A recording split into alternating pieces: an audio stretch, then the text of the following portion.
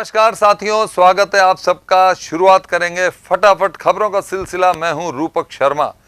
Corona महामारी की रोकथाम के लिए सरकार द्वारा लॉकडाउन लगाया गया था।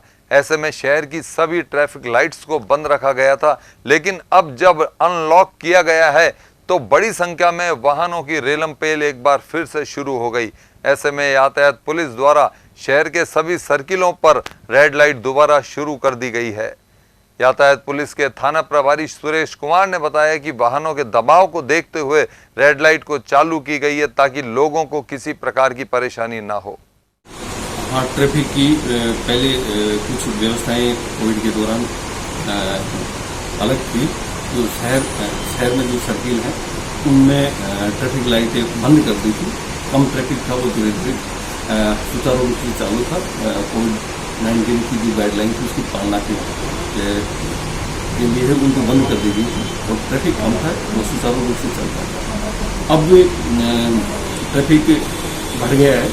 अब ट्रैफिक जो चौराहे हैं जहाँ लाइट है वो सुचारू रूप से काम कर रही है। उस हिसाब से ट्रैफिक का दाब बढ़ गया तो लाइटें चालू कर रही है। जन जन के आराध्य भगवान जगन्नाथ जी का महोत्सव इस वर्ष भी मनाया जाएगा। आगामी दिनों में भगवान जगन्नाथ जी का महोत्सव बड़ी धूमधाम और श्रद्धा के साथ मनाया जाएगा। जगन्नाथ मंदिर में पुरोहितों की बैठक आयोजित की गई थी शनिवार को। मंदिर के पुरोहित ने बताया कि पिछले वर्ष जगन्नाथ महोत्सव व रथ यात्रा नहीं निकाली। इस बार भी कोरोना महामारी के चलते महोत्सव को लेकर संशय बना हुआ है। ऐसे में समिति सरकार की गाइडलाइन का इंतजार कर रही है और गाइडलाइन के अनुरूप ही महोत्सव को मनाया जाएगा। जय जगन्नाथ। सबसे पहले तो मैं आप सभी को ये बताना चाहता हूँ कि इस कोविड का हम 6 महीने से इंतजार कर रहे थे कि ये कम से कम हो जाए। बाबा जगन्नाथ से हमने प्रार्थना करी कि जो एक उत्सव अपना यहाँ चलता है जगन्नाथ जी महाराज की रथ यात्रा और वरमाला महोत्सव का, 2 साल भर इसका इंतजार करते हैं, लेकिन भगवान ने कम तो किया है, लेकिन इस तरीके का नहीं किया कि कोई रथ यात्रा निकलने की संभावना हमारे को नज़र आए। फिर भी हम जो वर्ष 2021 में जो वरमाला महोत्सव और रथ यात्रा महोत्सव है जगदीश जी का, उसकी तैयारी के लिए हम जल्दी ही सरकार की गाइडलाइन का इंतजार कर रहे हैं कि सरकार किस तरीके की गाइडलाइन मंदिरों को खोलने की, उसकी और व्यवस्थाओं की, किस तरीके से प्रोटोकॉल से हम लोगों को दर्शन करा सकें। रथ यात्रा जो कि पिछली दफ़े किया था हमने मंदिर के अंदर, उसको हम विधिवत रूप से शहर को दिखा सकें। भगवान जगन्नाथ ने पिछली दफ़े भी कृपा बनाई एक ऐसे एनवायरनमेंट में कि हम प्रोसीजर निकालने की स्थिति में नहीं थे, तो भी उन्होंने मंदिर के प्रांगण में इस तरीके से किया कि मीडिया के सहयोग से वो पूरे वर्ल्ड के अंदर जहाँ की अलवर से जुड़े हुए लोग हैं जो भगवान जगन्नाथ पे विश्वास रखते हैं, उन्होंने इस रथ यात्रा महोत्सव जो मंदिर में मनाया गया उसको बड़े विधिवत रूप से देखा और एप्रिशिएट किया। हम कोशिश करेंगे कि सरकार की गाइडलाइन इस तरीके की आ जाए कि जैसे जगन्नाथपुरी के अंदर निकाल रहे हैं, ऐसे ही अलवर के अंदर कोई गाइडलाइन आए तो हम रथों को भी शहर में निकाल के ले जा सकते हैं। हम व्यवस्था कर रहे हैं, ट्रैक्टर की व्यवस्था, रथ की रिपेयरिंग की व्यवस्था, रंग रोगन की व्यवस्था, हम प्लानिंग करके रख रहे हैं। बाकी का सब कुछ डिपेंड होगा सरकार की गाइडलाइन पे। कोरोना महामारी की रोकथाम के लिए वैक्सीन ही एक कारगर सिद्ध हो रही है। ऐसे में बड़ी संख्या में वैक्सीनेशन कैंप लगाए जा रहे हैं। प्रधानमंत्री दवा योजना के संचालक ने बताया कि अब सरकार को चाहिए कि तीसरी लहर के बचाव के लिए अधिक से अधिक टीकाकरण कराया जाए। वैक्सीनेशन पॉइंट पे मैं कहना चाहता हूँ कि वैक्सीनेशन अभी क्या सरकार के पास पूरी व्यवस्थाएं नहीं थी, इतनी वैक्सीनेशन की डोजेज नहीं थी, बट अभी ये कुछ पिछले सप्ताह से शुरू हुई है आना, तो लोगों में थोड़ी सी जागरूकता बढ़ाने की आवश्यकता है अभी कि वैक्सीनेशन के क्या फायदे हैं और क्या नुकसान है। अभी लोगों में क्या थोड़ी सी जानकारी नहीं है कि वैक्सीनेशन लगवाएं कि नहीं लगवाएं। बिल्कुल उन्होंने असमंजस की स्थिति बनी हुई है कि वैक्सीनेशन का फायदा है कि नुकसान है, क्योंकि लोगों को भ्रमित किया जा रहा है कि कुछ लोग कह रहे हैं वैक्सीनेशन के नुकसान है, कुछ कह रहे हैं फायदा है। तो अभी थोड़ी जागरूकता बढ़ाने की आवश्यकता है, तब जाके हमारा वैक्सीनेशन जो प्रोसेस है वो ढंग से चल पाएगा। न्यूज में वक्त हो चला है एक ब्रेक का। अलवर वासियों के दिल में अपनी अलग पहचान बना चुके त्रिहान ग्रुप खास आपके लिए लेकर आए हैं नगर विकास न्यास अलवर द्वारा अनुमोदित अलवर की बेहतरीन अफोर्डेबल आवासीय योजना, जिसमें आपके लिए उपलब्ध है सुरक्षित जीवन शैली, वो भी सिर्फ नाम मात्र की कीमतों में। कोई भी मन बनाने से पहले साइट विजिट जरूर करें क्योंकि फ्लैट की कीमत है सिर्फ 5,15,000 रुपए से शुरू।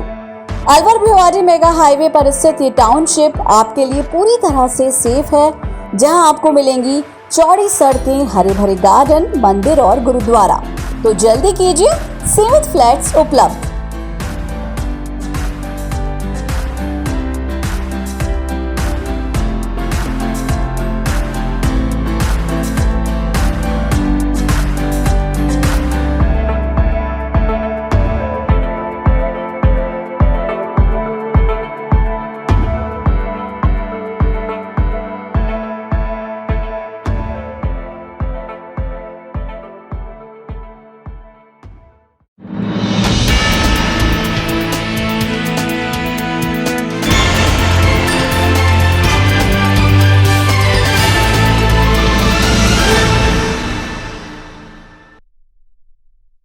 ब्रेक के बाद आप सबका स्वागत है।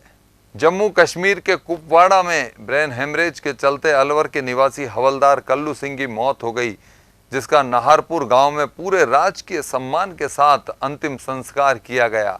इस दौरान श्रम मंत्री टीकाराम जूली भी शव यात्रा में शामिल हुए।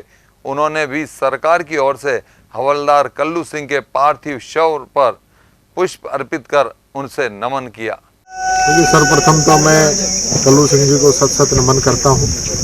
जिन्होंने देश की सेवा की है। वहाँ पे ब्रेन हेमरेज होने की वजह से उनकी मृत्यु हुई।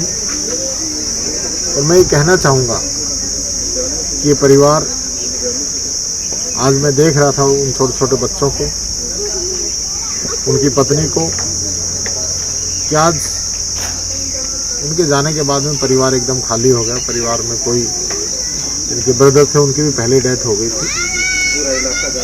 इस अवसर पर मैं ये कहना चाहूँगा कि जो हमारे जवान हैं, दिन रात हमारी सेवा करते हैं, हमारी रक्षा करते हैं, हमारी रक्षा के लिए गर्मी, सर्दी, बरसात कुछ भी हो, बॉर्डर के ऊपर तैनात रहकर हम सब पे कोई आँच नहीं आए, इसका प्रयास करते हैं। मैं नमन करता हूँ ऐसे शहीदों को, ऐसे सैनिकों को जो अपना पूरा जीवन हमारी रक्षा के लिए लगाते हैं। यहाँ पे स्थल के लिए मेरी तरफ से विधायकों से राशि दी जाएगी और साथ ही साथ परिवार को हर संभव मदद सरकार के द्वारा और भारत सरकार के द्वारा जो है वो दी। अलवर जिले के अरावली बिहार थाना पुलिस ने बड़ी कार्रवाई करते हुए एक बड़ी बाइक चोरी गैंग का पर्दाफाश किया है। एसपी तेजस्विनी गौतम ने बताया कि शहर के विभिन्न इलाकों से बाइक चोरी की घटनाएं सामने आ रही थी। ऐसे में टीम ने कार्रवाई करते हुए 26 बाइक बरामद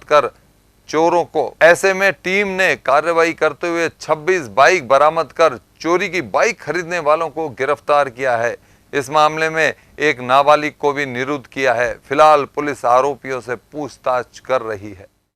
विगत कुछ दिनों से अलवर शहर में और आसपास के इलाकों में दुपहिया वाहन की चोरी बहुत तेज़ी से हो रही थी। इसमें हमारे पास जो मुकदमे दर्ज हो रहे थे, तो हमारी सारी टीमें सिविल में भी इस फिराक में थी कि हम इन चोरों को रेड हैंडेड पकड़ें या कहीं ना कहीं से कोई सूचना आए जिससे हम ये ट्रेस आउट कर सकें कि कौन सी गैंग्स हैं जो ये ऑपरेटिव हैं। इसी क्रम में अरावली विहार थाना क्षेत्र में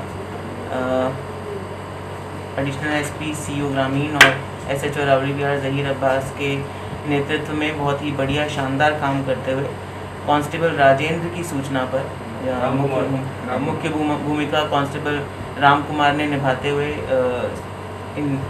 एक मोटरसाइकिल वाहन चोरों की गैंग को पकड़ा गया है, जिसमें हमने 3 व्यक्तियों को गिरफ्तार किया है। राजेंद्र, प्रेमचंद और मुबारक। इनमें से MIA गोविंदगढ़ और गोविंदगढ़ थाना क्षेत्र के ये 2 गोविंदगढ़ और एक MIA क्षेत्र के रहने वाले ये तीनों लोग हैं। इनसे 26 मोटरसाइकिलें बरामद हुई हैं जो इन्होंने वेरियस थानों से चुराई हैं, जैसे कि MIA, अरावली विहार, रामगढ़, किशनगढ़ बास और आसपास के क्षेत्रों से भी इन्होंने मोटरसाइकिलें चुराई हैं जो रिकवर हुई हैं। एक मास्टर चाबी इनके कब्जे से हमको मिली है, जिसको यूज़ करते हुए सूने जगहों पर या जो लोग पार्किंग के अंदर नहीं खड़ी करके बाहर पार्किंग का पैसा बचाने के लिए बाहर सूने जगहों पर खड़ी करके चले जाते थे, उनकी फिराक में रहते थे और मास्टर चाबी का उपयोग करके तुरंत ले जाकर ये मोटरसाइकिलों को बेच दिया करते थे। इनसे एक फर्जी नंबर प्लेट भी बरामद हुई है, उसकी भी हम लोग तफ्तीश कर रहे हैं कि आगे ये किस किस को बेचते थे, क्या इनकी पूरी चेन रहती थी, और भी इन्होंने कोई मोटरसाइकिलें जो चोरी करके कहीं दी हों तो उनको भी बरामद करने की पूरी कोशिश अब इन्वेस्टिगेशन के दौरान की जाएगी। पानी की समस्या कम होने का नाम नहीं ले रही है। शनिवार को शहर के वार्ड नंबर 19 पर सड़क पर गड्ढे खोदने के कारण पानी नहीं आने के कारण महिलाओं ने प्रदर्शन किया। इस मामले को लेकर महिलाओं ने बताया कि अधिकारियों को सूचित किया गया है, लेकिन अभी तक कोई हल नहीं निकला। हम इतना परेशान हो गए, 1 महीने से जब से ये लाइन डली है ना, जब से तो बिल्कुल ही पानी आना बंद हो गया है। और आता है तो ऐसे पानी आता है, 2 घरों में पानी आता है, तीसरा घर फिर बैठा ही रहता है। वो 2 घर बंद अगर करेंगे तो थोड़ा बहुत पानी उनके अगले घर के आ जाएंगे, और वो भी 4-5 घरों में आ रहा है, बाकी सब घरों में नहीं आ रहा है। कलेक्टर साहब के पास हम 2 बार ज्ञापन दिया है, 2 बार कलेक्टर साहब के पास हुआ है। जेईएन साहब आए, जेईएन साहब कहते हैं पैसे इकट्ठे कर लो, पैसे इकट्ठे करके वो बोरिंग हम तो निकलवा नहीं सकते, आप लोग पैसे इकट्ठे करके आप लोग निकलवा लो, हम निकलवा देंगे। पहले वाली जो मशीन बोरिंग है हमारी, वो मशीन उसमें से मोटर निकल जाएगी ना तो हमारा पानी बराबर आने लग जाएगा, पर उसका नहीं कर रहा है। और ये गड्ढा खुदा है जब से और भी पानी बंद हो गया है। जैसे थोड़ा बहुत आ रहा था, काम चल रहा था, वो भी बिल्कुल बंद हो गया है। कौन सा वार्ड है और किस किस को आपने तो शिकायत करी, क्या आश्वासन वहाँ से अभी तक मिल रहा है आपको? अब आश्वासन यही है, कल कलेक्टर साहब के पास गए थे, पहले गए तब एक पे टैंकर पानी का भेज दिया एक दिन, अब कल दोबारा गए, दोबारा एक टैंकर पानी का भेज दिया। पूरा इतना बड़ा मोहल्ला, एक टैंकर पानी का, और फिर पानी का टैंकर यहाँ सड़क पे आता है, और मोहल्ला इतना बड़ा अंदर से बहुत बेचारा कहाँ तक पानी ले जाएगा, कौन ले जाएगा? दिन में कोई रहता नहीं है। कितने घरों को परेशानी लेडीज़ हो? कितने घरों को परेशानी कम से कम 100 घर हैं परेशानी जिनको परेशानी है। चारों तरफ पानी की परेशानी, चारों गलियों में हमारे परेशानी हो रही है। कौन सा वार्ड है? वार्ड 19 है, और वार्ड पार्षद घनश्याम गुजर है हमारे। आपका नाम क्या है? मेरा नाम पिंकी कंवर है। जी बताएं, क्या समस्या आ रही है? कितने 1 महीने 1.5 महीना हो गया भाई साहब। पानी पहले हमारे खूब आता था, 2 दिन में एक बार आता था, लेकिन पानी इतना आता था कि आराम से सभी घरों में पहुँच जाता था। लेकिन पिछले 1 महीने से समस्या ये आ रही है कि यहाँ पर वाटर वर्क्स में शिकायत करी थी। वाटर वर्क्स में शिकायत करने के पश्चात ये गली में 3 जगह गड्ढे खोद दिए और इसका कोई समाधान नहीं निकला, और वो गड्ढे खोदने से हमारा पानी और चले गया। अब वो जेईएन साहब बोलते हैं इसकी समस्या का आज तक समाधान नहीं हुआ, ना जेईएन साहब को पता, ना वाटर वर्क्स वालों को पता। वो गड्ढे खोद जाते हैं और वह काम दिखा जाते हैं, जैसा सुबह आते हैं वैसे चले जाते हैं, लेकिन मोहल्ले वाले सब परेशान हो रहे हैं। आसपास कोई ऐसा बोरिंग का पानी नहीं है, ना कोई ऐसी कचड़ी से कोई पानी नहीं मिलता। पानी कहाँ से लेकर आएँ? मजदूर वर्ग के लोग हैं, सुबह निकल जाते हैं जेंट्स, तो महिलाएं बेचारी परेशान होती हैं। इस संबंध में ज्ञापन दे दिया सिटी मजिस्ट्रेट साहब को, कल धरने पे विधायक जी को देखा है, लेकिन यहाँ पर कोई सुनवाई नहीं कर रहा। आवारा कुत्तों का शिकार शनिवार को 6 साल की एक बच्ची बन गई। मामला राजगढ़ क्षेत्र के बरवाड़ा बास गांव का है, जहां शुक्रवार रात को खेत में अपने पिता के साथ जा रही बच्ची पर कुत्तों ने हमला कर दिया और कुत्तों ने काट खाया, जिसे सामान्य चिकित्सालय लाया गया, जहां उपचार के दौरान उसकी मौत हो गई। शव का पोस्टमार्टम कर शव परिजनों को सौंप दिया है। मैं दिहाड़ी पे गया था और मेरी बच्ची पीछे पानी लेके आई थी खेत में, और 10, 12, 15 कुत्ते थे। उन्होंने उसको मार डाला और मेरे को पता ही नहीं चला। और मेरे पड़ोसी तो कितना काटा हुआ था, कहाँ से काटा हुआ था? मतलब ये अपना मुंह छोड़ के सब जगह से काटा हुआ था। कितने घाव तो मतलब पूरे शरीर पे घाव थे। हाँ, और जो अड़ोस पड़ोस ब्लड कितना निकल चुका था? ब्लड तो सारा ही फैल चुका था। मैंने कब भर्ती कराया आपने? यहाँ पर कल शाम को करवाया था। कल शाम को थाना जा पर सूचना प्राप्त हुई कि थाना इलाके के बरवाड़ा बास के एक 6 साल की मासूम बालिका, जो अपने पिता के लिए खेतों में पानी देने जा रही थी, उसको रास्ते में कुछ कुत्ते मिले और उन्होंने उसको काट लिया, और कई जगह से काटने से उसको इलाज के लिए लेके आए, जिसको अलवर हॉस्पिटल में एडमिट करवाया, यहाँ इलाज करवाया, लेकिन दौरान इलाज उसकी मृत्यु हो गई। उसकी पोस्टमार्टम कार्य के लिए आए हैं, आगे की जो भी होगी कार्रवाई करेंगे। बच्ची का नाम है कुमारी अमनदीप कौर, पिताजी का नाम है सोहन सिंह, बरौड़ा बास के रहने वाले। मेरा हरिप्रसाद एएसआई। युवाओं को नशे से दूर करने के लिए नशा मुक्ति दिवस पर पुलिस द्वारा युवाओं को नशा नहीं करने की शपथ दिलाई गई। नशे के खिलाफ एक पहल करते हुए अलवर पुलिस अधीक्षक ने कहा कि हमें अपने घरों से ही जागरूकता की शुरुआत करनी होगी। नशा मुक्ति अभियान को लेकर शनिवार शाम को एक सेमिनार का आयोजन भी किया गया। देखिए 26 जून को हर प्रतिवर्ष अंतर्राष्ट्रीय नशा मुक्ति दिवस यानी international day against drug abuse and illicit trafficking के तौर पर मनाया जाता है।